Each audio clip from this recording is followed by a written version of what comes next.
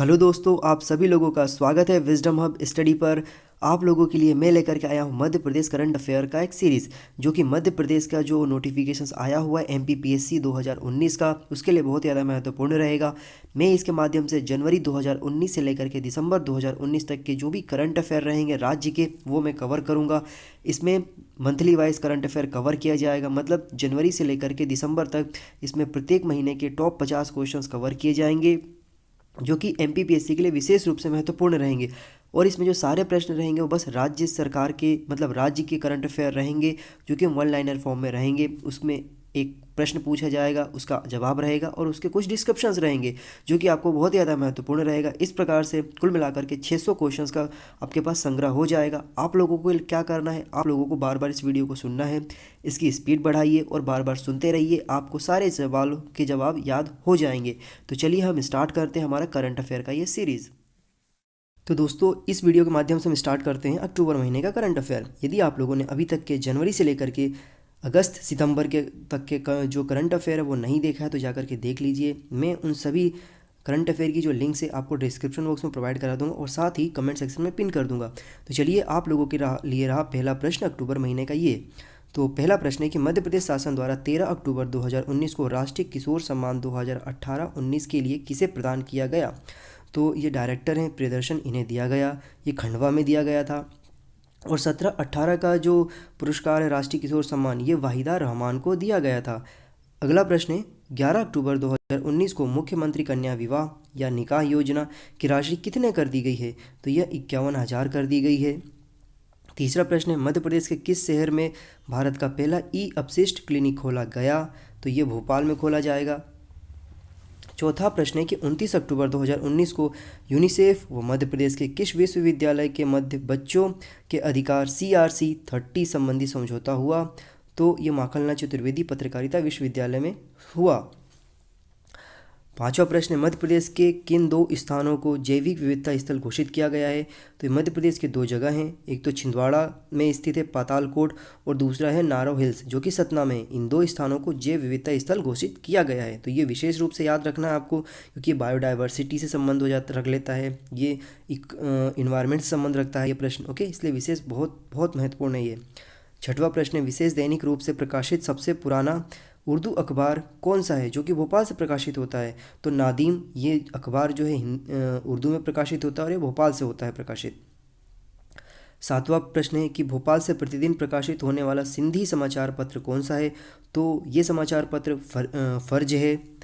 आठवां प्रश्न है कि 27वीं जूनियर राष्ट्रीय फेंसिंग चैंपियनशिप का आयोजन मध्य प्रदेश के किस शहर में संपन्न हुआ। तो ये भोपाल में हुआ। फिर अगला प्रश्न है कि 27वीं जूनियर राष्ट्रीय फेंसिंग चैंपियनशिप में मध्य प्रदेश के ने कुल कितने पदक जीते। तो मध्य प्रदेश ने कुल 3 पदक जीते। ये तीनों पदक जीतने वाले जो खिलाड़ी थे वो थे खुशी दाभाड़े, प्रज्ञा सिंह व अंजलि वाधरे। ये तीनों खिलाड़ी थे। तो प्रश्न इस प्रकार से भी बन सकता है कि जैसे आपका 10वां प्रश्न है कि खुशी दाभाड़े, प्रज्ञा सिंह व अंजलि वाधरे का संबंध किस खेल से है। तो ये फेंसिंग खेलते हैं और फेंसिंग को हिंदी में तलवारबाजी कहा जाता है। 11वां प्रश्न है कि मध्य प्रदेश शासन द्वारा राष्ट्रीय कालिदास सम्मान 2019 किसे दिया गया। तो साहित्यकार सुरेंद्र वर्मा को ये पुरस्कार दिया गया है। और 12वां प्रश्न है कि राष्ट्रीय कालिदास सम्मान विजेताकार साहित्यकार सुरेंद्र वर्मा द्वारा रचित उपन्यास का नाम क्या है। तो मुझे चांद चाहिए उनके द्वारा रचित पुस्तक का नाम है, चूँकि एक उपन्यास है। 13वां प्रश्न है कि मध्य प्रदेश के खिलाड़ी ऐश्वर्य प्रताप का संबंध किस खेल से है। तो इनका संबंध शूटिंग से है। इसके बारे में मैंने बहुत सारे प्रश्न पिछले वीडियोस में भी कवर किए हैं, तो आप लोगों को बताना है एक सवाल का जवाब कि यह किस कैटेगरी में खेलते हैं और किस प्रकार का ये शूटिंग करते हैं, ये आप लोगों को बताना है।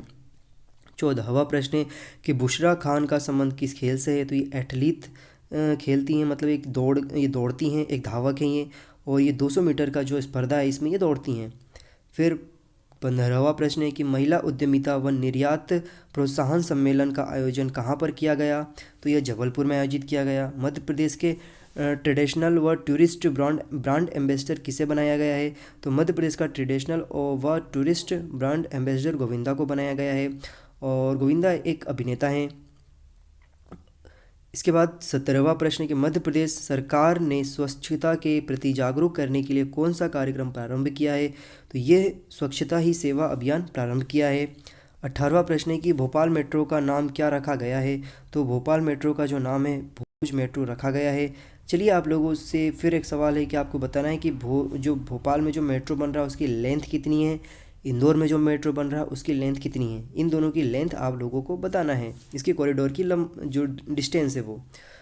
19वां प्रश्न है कि मध्य प्रदेश में सेफ सिटी योजना के अंतर्गत कितने शहरों को शामिल किया गया है? तो इसमें 6 शहरों को शामिल किया गया है। और ये जो 6 शहर है सब बड़े बड़े शहर हैं। ये इससे संबंधित मैंने प्रश्न आप लोगों से पिछले वीडियोस में कवर कराया है, तो आप मुझे इस 6 शहरों के नाम बताइए। मैं हिंट देता हूँ फिर से, ये मध्य प्रदेश के सारे बड़े 6 शहर हैं। 20वां प्रश्न कि मध्य प्रदेश शासन ने पशुओं के संरक्षण व उनके गोद लेने के लिए ऑनलाइन प्रक्रिया शुरू करी है, तो प्रोजेक्ट का नाम बताइए। तो प्रोजेक्ट का नाम यहाँ पर प्रोजेक्ट गौशाला है।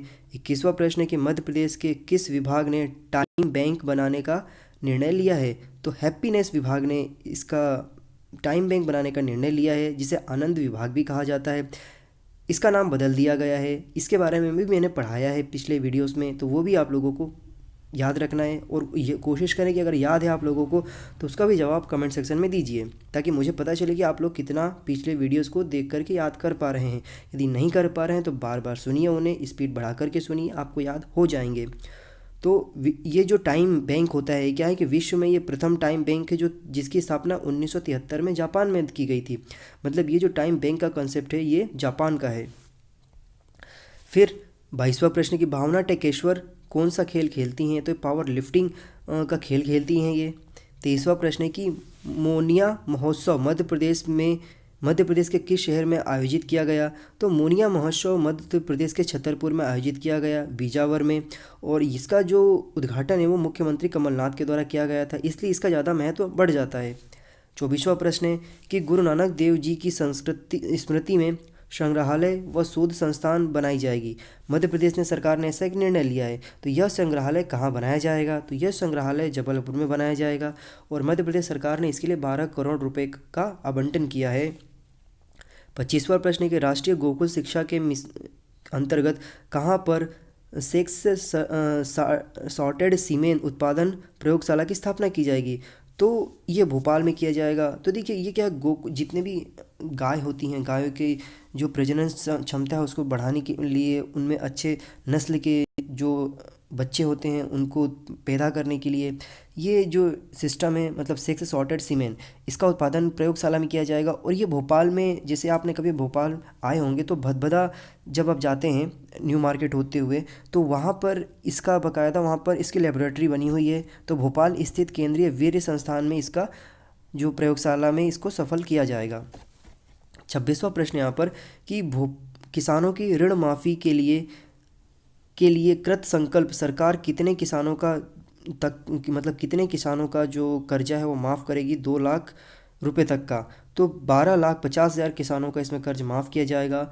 और जो स्कीम था उसका नाम आप लोगों को फिर से कमेंट सेक्शन में बताना है। किसान कल्याण मंत्री जो हैं वो श्री सचिन यादव हैं। 27वां प्रश्न यहाँ पर कि मध्य प्रदेश सरकार ने तेंदुपत्ता संग्रहण मजदूरी में वृद्धि की है, नया राशि मानव प्रति बोरा कितना किया गया है? तो नया राशि जो है वो मानक जो है 2500 रुपये मानक बोरा कर दिया गया है, जो कि पहले 2000 रुपये था। तो इसको बढ़ा दिया गया है, कितना? 500 बढ़ा दिया गया है। ये वाला प्रश्न बहुत महत्वपूर्ण है क्योंकि किसानों से जुड़ा हुआ है डायरेक्टली, इसलिए ज़्यादा आपके आने की संभावना बन जाती है। 28वां प्रश्न है कि प्रदेश के वनों में जैव विविधता बनाए रखने के लिए रोपणियों में दुर्लभ व विलुप्त प्रजातियों के कितने पौधों को शामिल किया गया है? तो इसमें 70,000 पौधों को शामिल किया गया है। पेंच टाइगर रिजर्व में कौन सी नदी निकलती है? तो पेंच टाइगर रिजर्व में पेंच नदी निकलती है, इसीलिए उसका नाम पेंच टाइगर रिजर्व है। 30वां प्रश्न है यहाँ पर कि प्रदेश की सबसे बड़ी कृषि तकनीकियों पर अंतर्राष्ट्रीय प्रदर्शनी फार्म टेक एशिया का आयोजन कहाँ किया गया? तो ये इंदौर में आयोजित किया गया था। 31वां प्रश्न है कि किसान कल्याण एवं कृषि विकास विभाग से प्राप्त जानकारी के अनुसार किसानों ने कितने हेक्टेयर पर खरीफ फसलें बोई है? तो ये डेटा आपको याद रखना है, 145.57 लाख हेक्टेयर क्षेत्र, इतने क्षेत्र पर इन्होंने जो है खरीफ की फसलें बोई थी और कितने उत्पादन होने की संभावना है, तो 291.57 लाख मीट्रिक टन उत्पादन होने की संभावना है। देखिए, खरीफ और रबी में कंफ्यूज ना हुआ करें आप, क्योंकि ये बहुत बहुत बार लोग कंफ्यूज हो जाते हैं खरीफ की फसलें कौन सी और बरसा और रबी की फसलें कौन सी है। तो मैं जैसे याद रखता हूँ, मैं तो जैसे खरीफ की फसलें जैसे रबी की बोली है, तो रबी में क्या है, ब आता है लास्ट में, तो रबी। तो रबी में मतलब जिसमें जो बरसात में नहीं बोई जाती है उसे रबी के मान के चलो आप, इस प्रकार से। तो ऐसे में मान के चलता हूँ मैं। 32 क्वेश्चन क्या है इसमें कि राज्य शासन द्वारा खरीफ 2019 में खरीफ फसल के पंजीकरण कराने के लिए कौन सा पोर्टल लॉन्च किया गया है। तो राज्य सरकार ने ई उपार्जन करके पोर्टल लॉन्च किया है। इसमें जो फसलें रखी गई है वो मक्का है, सोयाबीन है, मूंग, उड़द, अरहर, मूंगफली, कपास, तिल और राम तिल, इन फसलों को इसमें शामिल किया गया है। 33वां प्रश्न है कि पर्वतारोही भावना डेहरिया ने 27 अक्टूबर 2019 को अफ्रीका महाद्वीप की जो सबसे ऊंची चोटी है किलिमंजारो पर तिरंगा लहराया था। तो भावना डेहरिया का संबंध मध्य प्रदेश के किस जिले से है, तो इनका संबंध मध्य प्रदेश के छिंदवाड़ा जिले से है। और छिंदवाड़ा जिले से है, और ये विशेष रूप से आप याद रखना कि जिस दिन इन्होंने मतलब जो अफ्रीका महाद्वीप की जो सबसे ऊंची चोटी है किलिमंजारो, जिस दिन ये चढ़ी थी उस दिन दिवाली था। तो आपको विशेष रूप से इस बात को भी ध्यान रखना है। और इसके लिए मैं आप लोगों को एक फ़ोटो दिखाऊंगा, वो आप देख सकते हैं स्क्रीन पर। जब आप इसको पढ़ते रहेंगे तो आपके सामने एक फ़ोटो दिखाई देगा, तो भावना डेहरिया है वो, जो कि हमारे एक इवेंट में आई भी थी हैं। 34वां क्वेश्चन यहाँ पर कि वर्तमान में मध्य प्रदेश में बाल मृत्यु दर का कुल कितना प्रतिशत भाग नवजात शिशु का मृत्यु दर है, तो ये 60% है। देखिए, इस प्रकार के प्रश्न बीपीएससी हुआ था, उसमें भी आया था, तो आपको ये डेटा याद रखनी है कि जो मृत्यु दर है उसमें बाल मृत्यु दर कितना है, 60% है। और ये बाल मृत्यु दर किस प्रकार के, तो जो 5 साल के जो छोटे बच्चे होते हैं उनके लिए ये उन 5 साल से जो छोटे बच्चे होते हैं जो मर जाते हैं उनके परसेंटेज को निकाला जाता है। 35वां प्रश्न यहाँ पर कि 19वें ITA अवार्ड का आयोजन मध्य प्रदेश के किस शहर में आयोजित किया गया। तो ITA का जो आयोजन है वो इंदौर शहर में किया गया। अब ITA का पूरा नाम आप लोगों को कमेंट सेक्शन में बताना है। 36वां प्रश्न है कि मध्य प्रदेश के किस मंत्री को दिल्ली में उच्च शिक्षा व खेल में बेहतर कार्य व नए आयाम स्थापित करने के लिए देश के 21वें सर्वश्रेष्ठ मंत्री के रूप में फेम इंडिया सर्वश्रेष्ठ मंत्री सम्मान से सम्मानित किया गया। तो ये जीतू पटवारी हैं, जो कि उच्च शिक्षा मंत्री हैं और मध्य प्रदेश के खेल एवं युवा कल्याण विभाग के मंत्री भी हैं। प्रश्न 37वां है कि 65वीं शालेय क्रीड़ा प्रतियोगिता 2019 का राइफल शूटिंग एवं ताइक्वांडो का आयोजन कहाँ किया गया, तो टीटी नगर स्टेडियम में इसका आयोजन किया गया था। 38वां प्रश्न है कि राष्ट्रीय स्तर के खिलाड़ियों को बीमा देने वाला मध्य प्रदेश पहला राज्य है। इसके तहत कुल कितने खिलाड़ियों को दुर्घटना बीमा दिया जाएगा, तो इसमें 822 खिलाड़ियों को यहाँ पर बीमा दुर्घटना दिया जाएगा। कितने खिलाड़ी, 822 खिलाड़ी। एशियन चैम्पियनशिप में स्वर्ण पदक जीतने वाले पहली भारतीय स्नूकर खिलाड़ी कौन है, तो ये अमी कमानी पहली भारतीय स्नूकर खिलाड़ी हैं। प्रश्न 40वां है कि प्रदेश के बॉक्सर खिलाड़ी माही लामा ने एशियन चैंपियनशिप में कांस्य पदक जीता। इन्होंने किस वर्ग भार में यह कांस्य पदक जीता है, तो इन्होंने 66 किलोग्राम वर्ग में कांस्य पदक जीता है। प्रदेश में कृषि मजदूरी की दर कितनी है, तो प्रदेश में कृषि मजदूरी की जो दर है वो 210 रुपये प्रतिदिन यहाँ पर दिया जाता है। ये डाटा भी आपको याद रखना है। फिर अगला प्रश्न यहाँ पर कि प्रदेश में मनरेगा में कितने लाख परिवार रजिस्टर्ड है, तो 68.25 लाख यहाँ पर परिवार रजिस्टर्ड है। मतलब 68,25,000 जो परिवार है इस मनरेगा के अंतर्गत रजिस्टर्ड हैं। 43वां प्रश्न है कि आर्थिक सर्वेक्षण के आधार पर इस मतलब मध्य प्रदेश में प्रति व्यक्ति आय कितनी है, तो आर्थिक सर्वेक्षण के आधार पर इस वर्ष प्रदेश की जो प्रति व्यक्ति आय है वो 90,998 रुपये एक वर्ष की है। 44वां प्रश्न है कि प्रदेश में आर्थिक स्तर पर बच्चों का नामांकन कितने प्रतिशत होता है, तो प्रदेश में जो प्राथमिक स्तर है, प्रदेश का जो प्राथमिक स्तर कह सकते हैं कि जो 5वीं तक की कक्षा होती है उसमें 78% बच्चे हैं उनका रजिस्ट्रेशन होता है, मतलब वो इनरोल कराते हैं, वो स्कूल जाते हैं। 45वां प्रश्न आप लोगों के लिए कि मुख्यमंत्री श्री कमलनाथ ने गौ रक्षा और गौ संरक्षण के लिए आमजन से सहयोग प्राप्त करने के लिए कौन सा पोर्टल शुरू किया है, तो ऑनलाइन डोनेशन पोर्टल शुरू किया है। प्रश्न 46वां है कि मध्य प्रदेश में हॉर्टिकल्चर हब की स्थापना किन 2 जिलों में की जाएगी? तो एक होशंगाबाद में किया जाएगा, जहां पर जो ज़मीन है वो 114 एकड़ की रहेगी। दूसरा छिंदवाड़ा में किया जाएगा, जो कि वहाँ की जो ज़मीन है वो 100 एकड़ की रहेगी। तो कुल मिलाकर के देखा जाए तो 2 जगहों पर 214 एकड़ में 2 हॉर्टिकल्चर हब को स्थापित करने की योजना बनाई गई है। प्रश्न 47वां है कि मध्य प्रदेश में अतिवृष्टि और बाढ़ से प्रभावित जिलों में राज्य सरकार द्वारा त्वरित कार्यवाही के लिए कितनी राशि आवंटित की गई? तो 200 करोड़ रुपए की जो राशि है वो आवंटित की गई थी, और ये जो डेट था वो 30 अक्टूबर 2019 को ये फैसला लिया गया। अगला प्रश्न है कि राज्य की महत्वाकांक्षी योजना इंदिरा गृह ज्योति योजना के अंतर्गत अक्टूबर तक कितने उपभोक्ता लाभान्वित हुए हैं? तो अक्टूबर तक 93,73,617 उपभोक्ता इससे लाभान्वित हुए हैं। यह क्या करेगा इस योजना के अंतर्गत ये होगा कि जो 100 यूनिट तक की जो बिजली है उसके लिए आपको कोई चार्ज नहीं देना पड़ेगा, मतलब इसके लिए सब्सिडी दी गई है। इसके बाद के जो चार्जेस रहेंगे उस पर आपको, मतलब यूनिट जो बनेगा उस पर आपको पैसा देना होगा। अगला प्रश्न है कि बलिदान दिवस कब मनाया जाता है? तो बलिदान दिवस 31 अक्टूबर को प्रतिवर्ष मनाया जाता है। इस दिन इंदिरा गांधी, जो कि भारत की पहली महिला प्रधानमंत्री थी, इनकी हत्या कर दी गई थी। इस वजह से इस दिन को बलिदान दिवस के रूप में जाना जाता है। और 31 अक्टूबर को ही भारत के जो पहले गृह मंत्री थे सरदार वल्लभ भाई पटेल जी का जन्म हुआ था, और इस दिन को भारतवर्ष में एकता दिवस के रूप में भी मनाया जाता है। और 50वां प्रश्न है कि नवीन एवं नवीनकरणीय ऊर्जा विभाग द्वारा रायसेन जिले के मंडीदीप औद्योगिक क्षेत्र में कितने औद्योगिक इकाइयों का पायलट प्रोजेक्ट के रूप में शून्य निवेश आधारित रेस्को मॉडल के तौर पर सौर संयंत्रों की स्थापना की जाएगी? तो इस प्रकार के जो रेस्को मॉडल है इसके लिए 164 संयंत्रों की स्थापना की जाएगी, जो कि सौर आधारित रहेगी, मतलब अक्षय ऊर्जा से संबंध रखेंगी ये। और देश में, पूरे भारतवर्ष में इस प्रकार की जो योजना है, इस प्रकार का जो मॉडल है रेस्को मॉडल, इससे संचालित होने वाला ये पहला एक प्रोजेक्ट होगा जो कि एक पायलट प्रोजेक्ट के रूप में कार्य करेगा। तो दोस्तों, इस वीडियो के माध्यम से मैंने फिर से आप लोगों के लिए अक्टूबर महीने के 50 क्वेश्चन को कवर किया है। आप लोगों से फिर से मैं कहना चाहूँगा कि आपने यदि इसे नहीं देखा है बार बार पिछले वीडियोज़ को, तो देखिए जा करके, बार बार सुनिए। आपको याद करना है, लिखने में समय व्यतीत ना करें।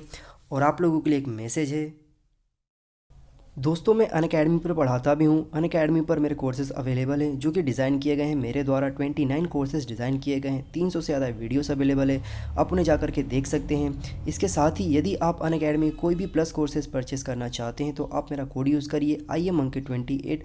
आप यहाँ पर 10% का डिस्काउंट अवेल कर सकते हैं ऑन एवरी प्लस कोर्सेज़। आप यहाँ पर देख सकते हैं जो मेरे कोर्सेज़ डिज़ाइन किए गए हैं, ये सारे कोर्सेज़ करंट अफेयर के हैं, स्पोर्ट्स के हैं, हिस्ट्री के वन लाइनर MCQ हैं, अवार्ड से संबंधित है, गवर्नमेंट स्कीम्स हैं, पॉलिटिकल के जो भी यहाँ पर इशू होते हैं वो है, इंटरनेशनल रिलेशंस हैं, इंटरनेशनल बाउंड्रीज़ हैं। फिर इसके बाद यहाँ पर आप देखेंगे डिफेंस, साइंस, टेक्नोलॉजी, वो हैं। जितने भी यहाँ पर इंडाइसिस रिपोर्ट आती है उन सब की इन्फॉर्मेशन यहाँ पर दी गई। ये सारे कोर्सेज़ डिज़ाइन किए हुए मेरे द्वारा। ये देखिए आप यहाँ पर, तो ये सभी कोर्सेज है जो कि आपको बहुत ज़्यादा बेनिफिशियल्स रहेंगे। ऐसे MPPSC की प्रिपरेशन के लिए आपको बहुत ही ज़्यादा आइडेंटिफाइड, वेरीफाइड तरीके से ये डिज़ाइन किए हुए कोर्सेज है, क्योंकि अनअकैडमी पर कोई भी ऐसे कॉपी किया हुआ कंटेंट नहीं डाला जाता है। ओके, तो आप इन्हें जा करके देखिए, आपको बहुत ही ज़्यादा फ़ायदा होगा। मैं इनकी लिंक्स जो है कोर्सेज़ की मैं डिस्क्रिप्शन बॉक्स में प्रोवाइड करा दूँगा, आप लोग वहाँ पर जा करके एक्सेस कर सकते हैं। और इसके साथ ही जो मेरे फेसबुक के पेजेस हैं जहाँ पर मैं करंट अफेयर डालता हूँ, अनअकैडमी के जो लिंक्स हैं कोर्सेज़ के वो, और इसके बाद टेलीग्राम पे जहाँ पर मैं PDF डालता हूँ, और व्हाट्सएप के जो ग्रुप्स हैं उनकी भी लिंक मैं आपको डिस्क्रिप्शन बॉक्स में प्रोवाइड करा दूँगा, और मैं कमेंट सेक्शन में पिन कर दूँगा, वहाँ पर जा कर के भी आप ज्वाइन कर सकते हैं। और इसके साथ आप लोगों से एक रिक्वेस्ट ये है कि जो हमारा चैनल है विजडम हब स्टडी, आप इसे सब्सक्राइब करिए, लाइक करिए, शेयर करिए, कमेंट करिए, और जो भी आपके डाउट्स होते हैं वो हमें कमेंट सेक्शन में बताइए। हम कोशिश करेंगे कि वो सारे सवालों के जवाब आपको हम 24 घंटों में दे सकें। और इस प्रकार के अन्य जो वीडियोज़ हैं वो आपको इसी चैनल पर मिल जाया करेंगी। तो आप बेल आइकन बटन दबा दीजिएगा ताकि आपके सामने जब भी हम अपलोड करें वीडियोज़ तो आपको नोटिफिकेशंस आ जाए और आप उसे देख लें। So thank you so much for watching this video. Have a good day. जय हिंद, जय भारत।